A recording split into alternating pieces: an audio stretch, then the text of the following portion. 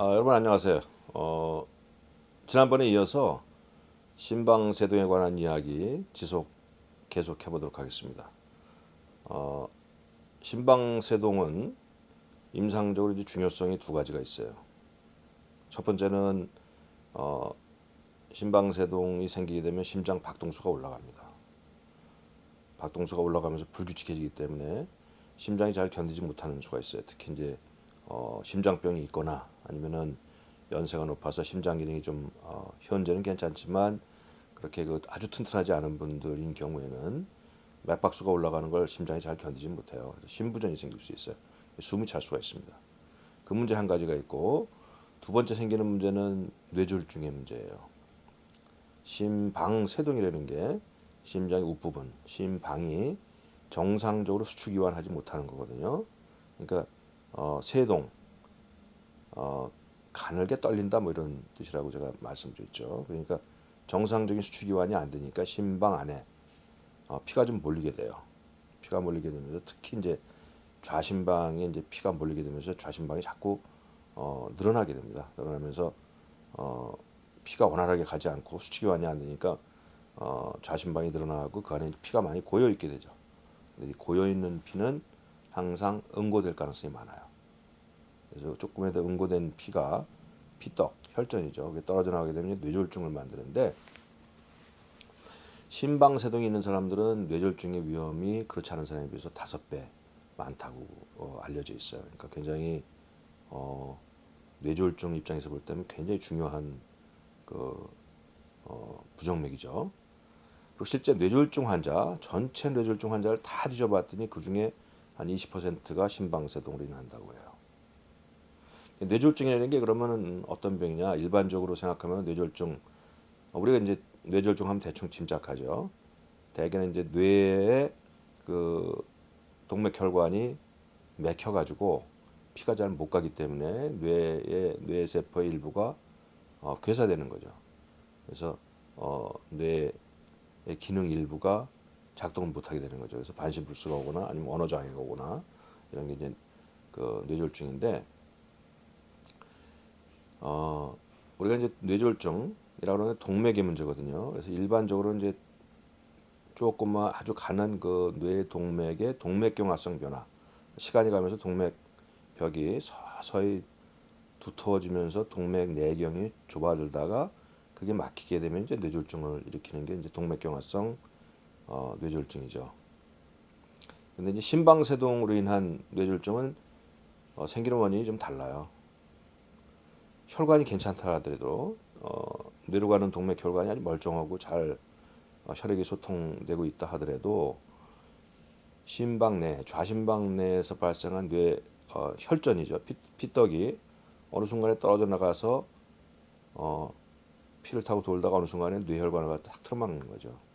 이건 혈관이 멀쩡함에도 불구하고 갑자기 뇌졸중이 오게 되는 겁니다.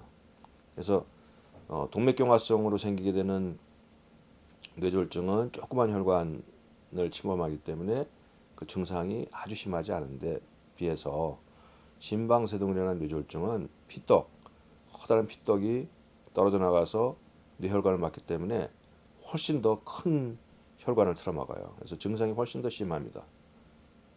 이후도 좋지 않은 경우가 더 많아요. 그래서 이런 면에서 좀 차이가 있다는 걸 아셔야 되고요. 심방세동이 있으면은 그렇지 않은 사람에 비해서 5배 뇌졸중의 위험성이 더 커진다라고 말씀드렸어요. 심방세동이 있는 사람이라고 다 똑같냐면 그렇지 않아요. 심방세동이 있는 사람들을 자세히 살펴봤더니 그 중에서도 특별한 뇌졸중의 고위험군이 있더라는 걸 갖다가 알게 된 거죠. 그래서 이제 처음에는 어떤 사람이 잘생기는가를 봤더니 이런 사람들이 잘생기는 걸 알게 되겠어요. 첫 번째가 심부전 있는 사람, 두 번째가 고혈압 있는 사람, 세 번째가 연세가 많이 드신 분들, 75세 이상의 연세가 많이 드신 분들, 그 다음에 당뇨병이 있는 분들, 그 다음에 전에 뇌졸중을 앓았거나 일과성 뇌허혈이라고 그래가지고 결국 뇌졸중의 전구 단계라고 얘기할 수 있죠. 이런 것들을 가지고 있는 분들이 다른 사람보다 훨씬 더 뇌졸중이 잘 생기는 걸 알았어요. 그래서 이걸 영문 약자를 따가지고 심부전의 congestive heart failure의 C, 그 다음에 고혈압의 hypertension H, 그 다음에 연세 75세 이상 age, 그 다음에 당뇨병의 diabetes 할 때 D, 그 다음에 뇌졸중의 과거력 S, stroke 해서 CHAD, CHADS, CHAD 스코어라고 불렀어요. 그래서 뇌졸중이 온 사람은 훨씬 더 다른 그 위험 요소에 비해서 위험성이 크기 때문에 그건 2점을 뒀고 나머지는 1점을 뒀어요. 총 점수 6점인데 6점 중에서 2점 이상이 가게 되면 고위험군으로 우리가 판단을 했었어요. 근데 이제 그렇게 하다 보니까 어떤 일이 생기냐면은 아니 그 65세 이상도 잘 생기는데 65세에서 74세까지죠. 그게 대한 배려가 또 없다 하는 걸 깨닫게 됐고 그 외에도 이제 다른 위험 인자들이 조금 알려지는 게 있었어요. 그래서 이 챗 스코어를 갖다가 개정을 했어요. 그래서 이번엔 거기에 더 해가지고 달라진 게 뭐냐면은 C의 congestive heart failure, H의 hypertension, A의 age 75세 들어가 똑같고요. D의 당뇨병, S stroke 뇌졸중의 과거력 다 똑같아요. 근데 거기에 더 추가해서 된 게 뭐냐면 VASC, VASC, CHAD VASC라고 불러요. V는 혈관 질환입니다. 다른 혈관 질환을 가지고 있는 사람이 뇌졸중도 잘 생기게 되는 걸 알고 A는 75세 이상은 2점이지만 65세에서 74세까지는 위험성이 크긴 하지만 그렇게 크진 않기 때문에 이건 1점을 두었어요. age, 그 다음에 뭐가 있죠? VAS, S는 섹스예요, 섹스. 여자가 좀 잘생긴다는 거죠. 그래서 여성한테 1점을 줬어요. 그래서 CHAD VASC라고 그러는 걸 둬가지고 이거는 9점이 돼요. 합하게 되면은 9점인데 9점에서 역시 2점 이상인 경우에는 위험성이 더 있는 것이다 이렇게 판단을 해요. 그래서 CHAD VASC 현재는 이제 CHAD VASC 스코어를 가지고 심방세동을 가진 분이 있으면 항상 CHAD VASC 스코어를 보게 됩니다. 그래서 여기에서 지난 시간에 말씀드렸던 분류와 상관이 없어요. 어떠한 분류에 해당된다 하더라도 CHAD VASC 스코어를 봐서 CHAD VASC 스코어가 2점 이상이다면은 이분은 뇌졸중이 고위험군이다. 그래서 고위험군에 적절한 치료를 하게 돼요. 이 치료 부분 어떻게 뇌졸중을 예방할 것인가 하는 것은 이제 다음 시간에 말씀드릴 거고 오늘 개괄적으로 이제 이 뇌졸중을 예방하는 방법을 말씀드리면은 우선 주로 약물이에요. 약물도 이제 여러 가지가 있습니다. 그 아주 과거에는 아스피린을 써왔었어요. 아스피린이 이제 그 뇌졸중도 좀 예방하고 심혈관 질환에 이제 그 혈전이 혈소판이죠. 혈소판이 달라붙는 걸 좀 예방하기 때문에 효과가 있다는 걸 좀 알고 있었어요. 그래서 뇌졸중, 심방세동의 뇌졸중 예방에서도 아스피린을 써왔었습니다. 실제적으로 지금도 쓰는 경우가 제법 있어요. 아스피린 효과가 없지는 않아요. 효과가 좀 있습니다. 효과가 아주 크질 않아요. 크질 않고 더 이제 문제가 됐던 건 뭐냐면은 효과가 아주 크지 않은데 부작용이 많은 거예요. 위장장애는 뭐 당연한 얘기지만 이 출혈을 일으킬 수가 있어요. 출혈. 거기에 뇌출혈도 들어갑니다. 뇌출혈, 위장출혈, 뭐 여러 군데 출혈을 일으킬 수 있기 때문에 이거 아스피린을 써서 얻을 수 있는 효과와 아스피린 부작용을 따져봤더니 아스피린은 별로 아닌 것 같다 해서 지금은 최소한도 심방세동에서 뇌졸중 치료의 예방 방법에서는 약간 격이 떨어지고 있어요. 또 이것만 있다 그러면은 할 수 없이 이거라도 쓸 텐데 다른 좋은 약들, 경쟁 약들이 자꾸 나오기 때문에 중요성이 자꾸 떨어져 있고요. 그 다음에 나온 약이 이제 클로피도그렐이라고 그러는 약이에요. 이거는 이제 그 스텐트라고 그러는 건 많이들 아실 텐데 스텐트라고 그러는 걸 심장 혈관이 좁아져서 스텐트를 하게 되면은 스텐트가 이물질이잖아요. 어쨌든 사람 몸하고 큰 변화, 반응, 작용이 없도록 고안된 금속이긴 하지만 어쨌든 금속이기 때문에 이물질이에요. 사람 몸은 이물질이 들어오면은 그 이물질과 반응을 일으킵니다. 그래서 스텐트를 넣게 되면은 거기에 또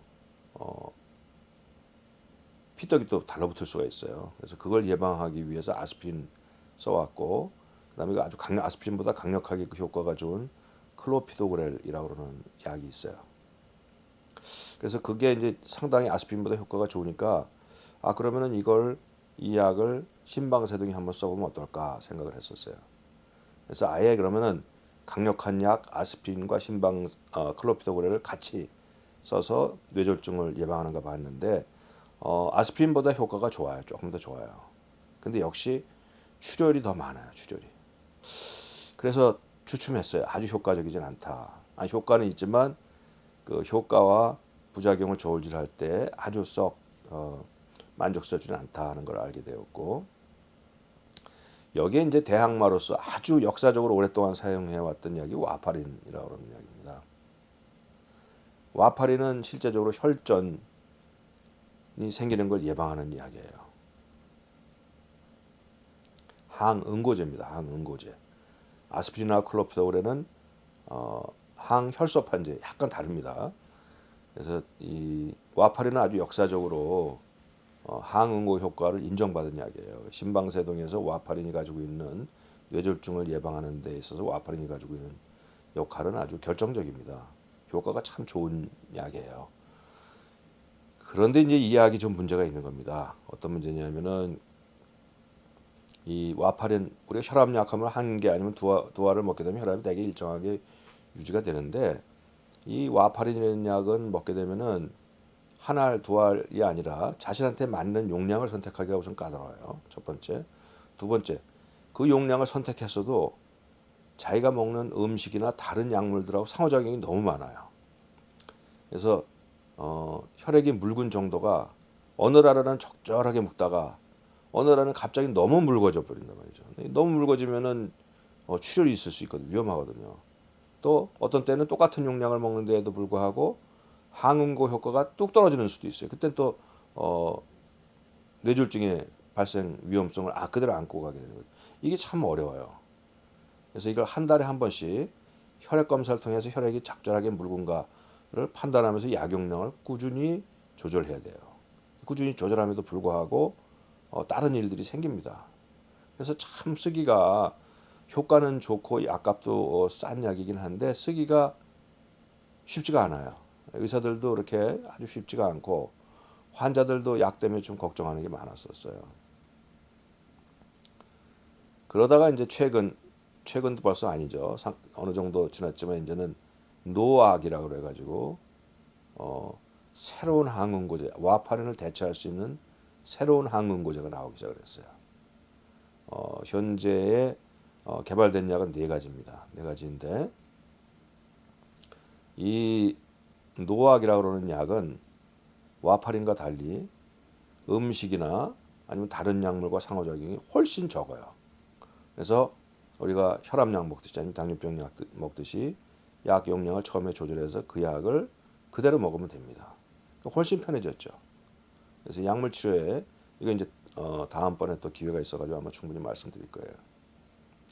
그래서 이제 그 뇌졸중을 예방하는 그 약물 치료가 아스피린, 클로피도그렐, 와파린, 그다음 노악 이런 약물들이 있다 하는 걸 말씀을 드렸고요. 그다음에 이제 약물 말고 다른 치료도 있어요. 뭐가 있냐면은 그것도 이제 몇 가지가 있는데 그 중에서 이제 요새 좀 각광을 받는다고 그럴까요? 그건 뭐냐면은 이 심방세동에서 혈전이 생겨서 뇌졸중을 만드는 위치가 대개 좌심방이에요. 좌심방에서도 좌심방 끄트머리에 있는 좌심방 2라는 건 귀를 얘기합니다. 귀처럼 볼록 튀어나온 데예요. 그렇기 때문에 거기에는 피가 잘 흐르질 못해요. 심방세동이 생기면은 거기부터 이제 늘어납니다. 그래서 거기에 혈전이 잘 생기거든요. 그래서 이 부위를 아예 수술해서 띄어버리는 수도 있는데 띄어버리지 않고 띄려면 이제 수술을 해야 되니까 띄지 않고 좌심방 2를 틀어막는 도구가 생겼어요.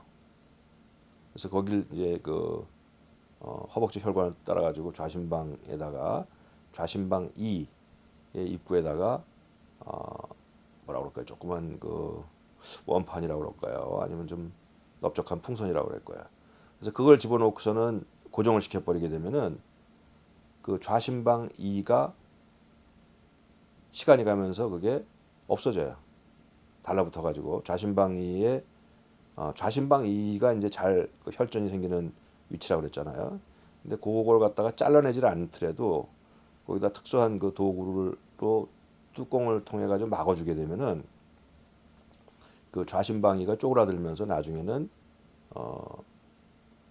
혈전이 들어가서 생기기 어려운 지경으로 쪼그라들어서 거의 이제 없어지는 비슷한 식이죠. 그런 식이 될 수 있어요. 그래서 이러한 그 비약물적인 치료도 있다 하는 거를 아시고요. 이 정도 할까요? 그래서 오늘 시간에는 심방세동에서 뇌졸중과 관련된 이야기를 시작을 했습니다. 아마 다음 시간에도 심방세동과 뇌졸중에 관해서 조금 더 말씀드릴 수 있을 것 같습니다. 네, 감사합니다.